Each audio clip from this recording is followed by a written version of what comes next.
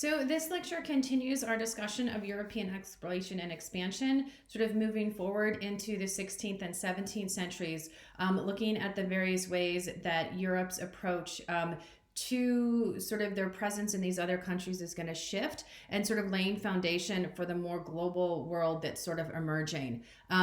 We are sort of moving across a couple of centuries here, so this is obviously going to overlap with some other developments that are happening during the period. So just keep that in mind with your lectures moving forward, that these things aren't happening sort of in a vacuum. They're all sort of working together, and we'll sort of trace them thematically across time.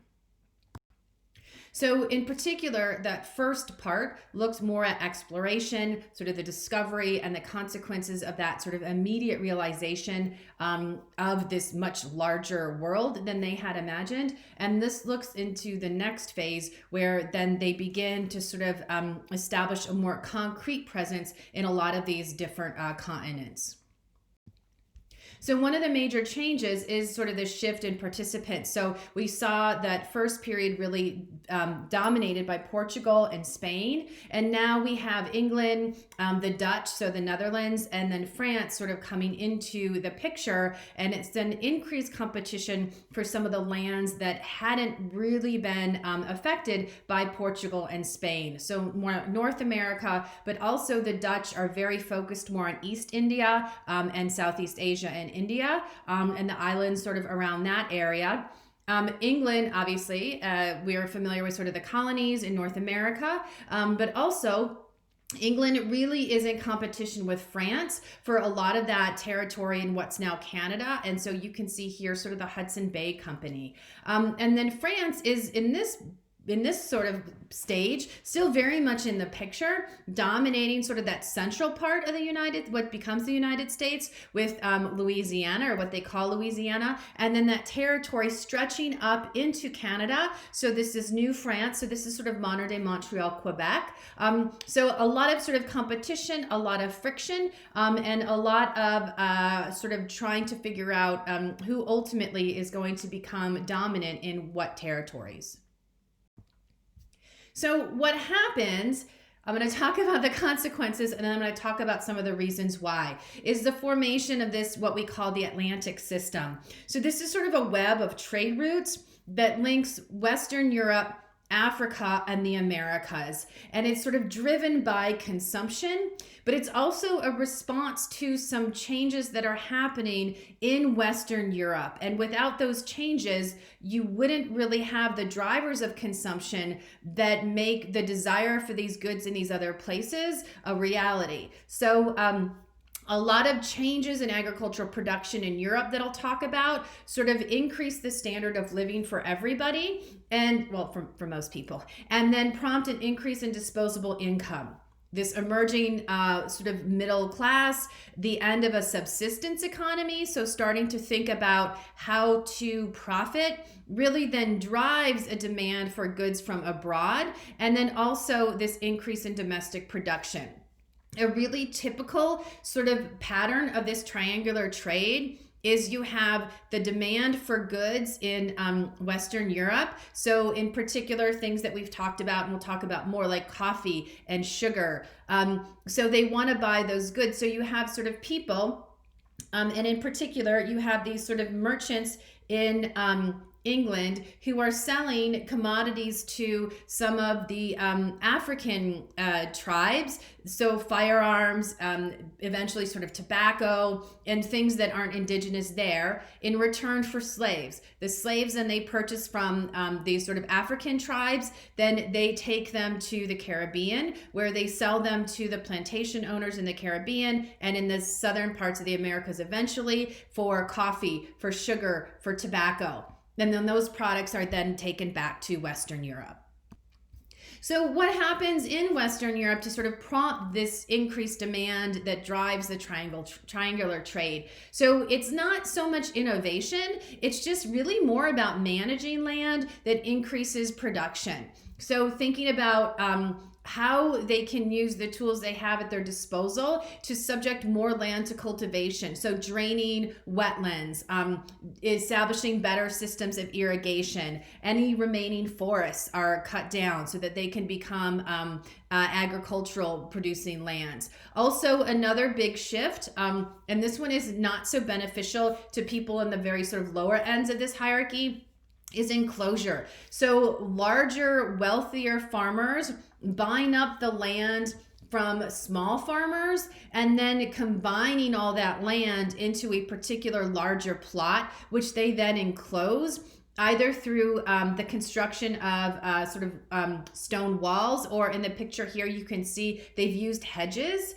And then a lot of this land is subject to actually livestock, so sheep in particular, so pasturing. This removes farmland from the people on the lowest sort of levels of that social hierarchy, so it is detrimental to them, and that'll be an issue moving forward. But for the middle classes, these sort of wealthier farmers, it proves to be very profitable. And this also ultimately increases production. This increases the population because you're moving past a subsistence economy. People have more food available, and in part it decreases prices as well. And then this sort of leads into what is known as this consumer revolution. So a number of things going on here. One is a dramatic increase in urban centers. In the early modern period, late Middle Ages, early modern period, cities are very much concentrated in sort of Italy and sort of the south of Europe. But now we start to see actually London emerge as the largest city in North America. And you can see this map of 17th century London here. It's incredibly densely populated, and it's going to become, obviously, as England emerges as one of the forces of sort of industrialization moving forward, London is going to become the hub of all of that. So you also have then, as more and more people settle in cities, the emergence of a middle class. So these are people who are government officials, they're merchants, they're lawyers, they're members of these professional classes, and they're really the ones who are sort of driving this because they're the ones with the disposable income. And they're the ones who are sort of increasing the demand for a lot of these goods. You also have, in this shift away from the subsistence economy, just some general changes. So in the early part of the 1600s, you have this sort of little ice age. The climate shifts just a little bit, but it really is detrimental to agricultural production, a lot of famines, a lot of hardship. The weather improves, and so you have longer growing seasons, and this also translates into more abundance in terms of harvest. So people are doing better nutritionally. We see a decline in the death rate overall as a result of that. And then this sort of increase in consumption, people have more, they're demanding more. That in turn sort of drives this increase in production. So there's a demand for more goods. So people are producing more goods, both domestically and also sort of bringing things in from abroad. So all this prompts this sort of shift in purpose. So moving from sort of this exploration, which is really interested in just locating sources of things that they can then bring back to Europe and trade and sell. So initially the silver and the gold and the precious metals. Now they're sort of thinking a little bit differently about how they can maximize the use of this land that they have established control of. In particular, moving towards permanent control, putting in place infrastructures that then can more effectively exploit the land and then move the products of that land back to these open markets. So this focus on production of goods replaces the extraction of precious metals. This is very different across a lot of these different places. So in terms of settlement, Asia and Africa, so these are primarily sort of the Dutch, eventually the Kingdom of Belgium. They're really not settling a lot of Europeans. They just establish these forts sort of military garrisons of particular places that provides a point of entry into the interior of some of these markets so that they can bring those goods to Western European markets. So they're really just toeholds. People aren't looking to Asia and Africa as a place to permanently settle. Obviously, this is much different than the situation you have in North America and Canada. And so this then sort of drives the British approach, and also to some degree the French approach to these territories. So they're actually interested in more permanent settlement. They're then seeing these increased numbers of immigrants who are moving from those places to these lands that they've established control of. We see the emergence of indentured servitude. So this is sort of an agreement between individuals who don't have the means to immigrate. So they enter into contracts with individuals already usually in the Americas who pay for their passage and promise them work for a specific period of time. This is typically work that's not compensated until then, let's say it's a 7-year period of indenture. At the end of 7 years, they are to be granted their sort of freedom, and then they can begin to sort of work for wages instead. We also do see unevenly, but especially in the southern states of North America, the emergence of sort of plantation economies and plantation systems. These are much more common in the Caribbean and South America, particularly the sugar and the coffee plantations there.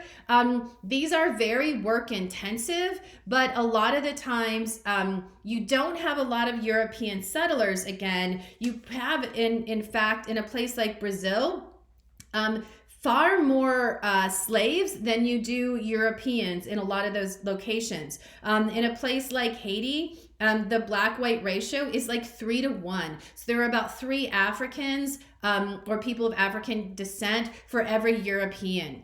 And a lot of those European plantation owners actually, once they're established, go back to Western Europe. So their primary residence is Western Europe, and then they employ people to work those plantations for them. So the consequences then of this shift, obviously continuingly detrimental to this practice of enslavement. So continued demand to bring over new laborers to provide the labor for these large plantations that I said are very labor intensive. Sugar is perhaps the worst in terms of just sort of the grueling nature of sugar production. But also, for example, in 1699, the Dutch discover, and that's in quotes because obviously it was not new, it was just new to them, but they discover coffee, and through markets in the Middle East, the consumption of coffee as a liquid. They then bring that product to their colony of Java, and then eventually discover that the climate in the Caribbean is really conducive to the growth and production of coffee. So they establish these large coffee plantations across these Caribbean islands. They then sell the coffee to Europe as part of the triangular trade, and then use funds of those sales to purchase more slaves. In part, the turnover rate of the enslaved population in these plantations is very, very high, in part because of the grueling nature of the labor, in part because of poor treatment. And so at times we hear from the sort of plantation owners that they actually find it cheaper to bring over replacement labor than to sort of take care of the labor that they have on their actual plantations, which also drives up the number of slaves that are being moved across the Atlantic. And you can kind of get a sense of that here. Obviously, these numbers are challenging because of the nature of the documentation, but if anything, what you can see with this sort of graphic is in part because of the nature of the economies, the demand for slaves in Western Europe, much smaller. The demand for slaves in sort of the northern part of the Americas also much smaller. The vast majority of these slaves were brought into places where you do have this sort of plantation economy. So the Caribbean, Parts of South America, absolutely Brazil, where you had the coffee and the tobacco and the sugar trade. And then also eventually as cotton becomes established, you see it in those southern states of what become the United States. So another consequence then of this dramatic growth is sort of urbanization. So as I said before, London becomes the largest city in North America with a pretty significant population. By 1750, perhaps as many 675,000 people, which doesn't sound that big to us. But if you consider the limitations of an urban environment in the 18th century, running water, sanitation, transportation, maintaining streets, maintaining order, that's a really high number. We also see in a lot of these places increasingly stratification within society. So you have these very elite landowners. So these are sort of members of the peerage, right? These nobles who have large landed estates in the countryside will frequently have a sort of a second residence in the city. So they're sort of at the top of this social hierarchy that's emerging. Then you have this middle class, so these merchants, these government officials, these are sort of professional occupations, these are lawyers, these are judges, these are the ones who sort of are in the second rung of that. Access to education, larger disposable income, becoming an increasingly sort of powerful voice in politics. Then below them, you have the artisans, the shopkeepers, the domestic servants, the butchers, the bakers, the people engaged in sort of those various occupations. And then at the very, very bottom, you have the unemployed poor. So these are sort of laborers. These are people relying on charity or day-to-day labor, people really sort of living on the margins.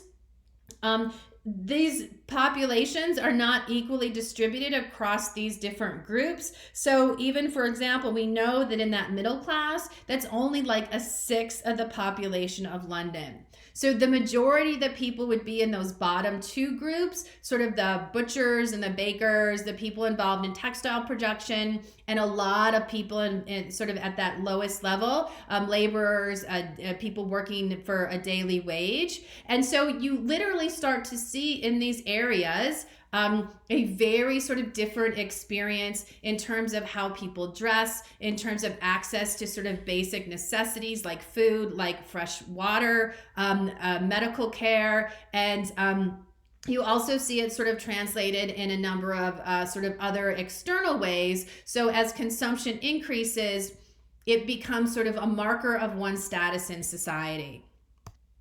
So this is sort of an example of one of those elite sort of townhomes I was talking about. This is a residence that was actually built in this early, in the late 17th century. It's the home of the Spencers.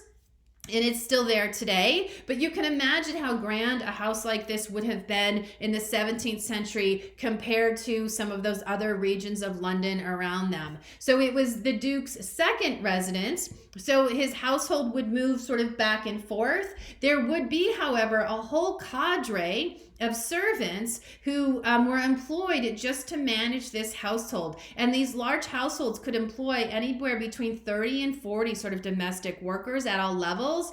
That would be true when the family was in residence, as well as when the family was in their country estates. They also drive a lot of the workforce within the city because they would need things when they are in residence, like clothing, like food, like the basic necessities to sort of keep a house up and running. And then the other sort of marker of these, of one's sort of socioeconomic status that becomes sort of increasingly a focus is one's external sort of appearance. And so this is intended to contrast. These are both portraits. So these are intentionally painted, but to contrast sort of the way someone, a domestic servant working within a house or within a pub would have dressed as compared to members of the upper classes. So you can see sort of the distinctions. Obviously, one is much wealthier than the other, and one takes a lot more time and investment than the other. But just as you're moving throughout society, they would have been these very clear external markers of where you fit in that socioeconomic hierarchy.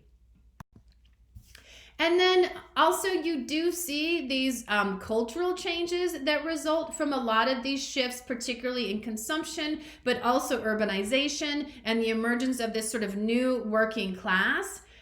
We do see a dramatic increase in literacy rates. This is driven by other factors too, like the Reformation, but you do see for members of the middle class and even that artisan class more access to education. That helps drive up these literacy rates. So we start to see pamphlets becoming much more common. In 1702 in London, we see the first daily newspaper that's produced. So in this idea that more people have access to information. We also see a proliferation in things like novels. So people are more interested in consumption for pleasure as well, which also reflects more free time, because if you're working all the time, you don't have time to read a novel. So that sort of changes some of the culture as well. Obviously for members of the more elite within society, but there is going to be a little bit of trickle down. The middle classes become, like I said, a more forceful voice in terms of political activity, in trying to have more of a say in government and policies that are emerging. And then you also have, with this urbanization, particular attention to the construction of public venues. Most people would have lived in very dark, dank, confined spaces. Even roads that took you to and from place to place would have been dark. There would have been a lot of sewage. These are not sort of enjoyable, open, outdoor areas. So we start to see governments invest in things like a public garden. So if you've ever been to European cities, this is something that's really common. Sort of these open spaces that everyone has access to because they don't have a backyard. They don't have another space. Also, in terms of cultural developments, opera houses start to sort of proliferate across Western Europe. The theater. So this is an image of one of the first public venues that is built in London. This is Covent Garden. It's still there today, though it doesn't look anything like this. But you can see you have, obviously, again, these markers of one's status. So the wealthiest members of society have sort of their individual boxes along the side.